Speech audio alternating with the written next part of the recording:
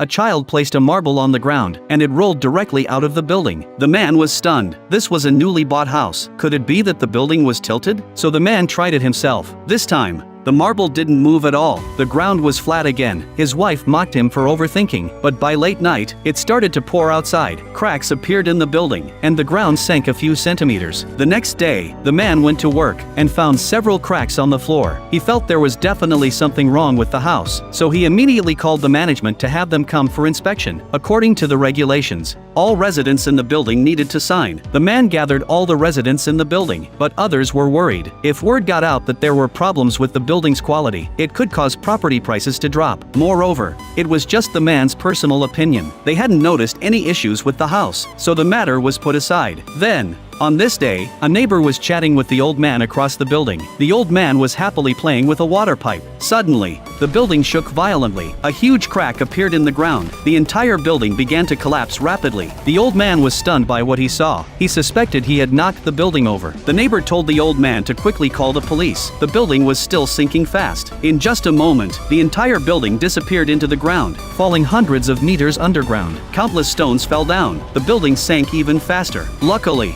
the building was large enough to get stuck in midair, finally coming to a stop. The panicked man crawled up from the ground. Just as he was about to check outside, the building began to sink again. Before the neighbor could react, a car crashed down. It fell from the rooftop into the man's room. The man discovered that the person in the car was a colleague and quickly rescued him. The two of them searched the building for survivors. They only found one woman and a neighbor buried in the dirt. They risked being crushed and climbed to the rooftop, hoping to call for help, but there was no signal at the 500-meter deep sinkhole. They were feeling a bit desperate. At this moment, a ground rescue team tied a rope, preparing to descend, but they hadn't gone very deep, and stones kept falling around them. They had to think of another way. They deployed a drone to check, but after a while, the signal was lost. The drone fell. They were excited to see the drone, thinking someone was trying to rescue them, but they were too early in their joy. The building began to sink again, and started to tilt to one side. If they didn't hold on tight, they would slide off and be finished. The colleague wasn't so lucky. He slid to the edge. It seemed he was about to fall. At that moment, the woman spotted a power line. She quickly climbed up. Just then,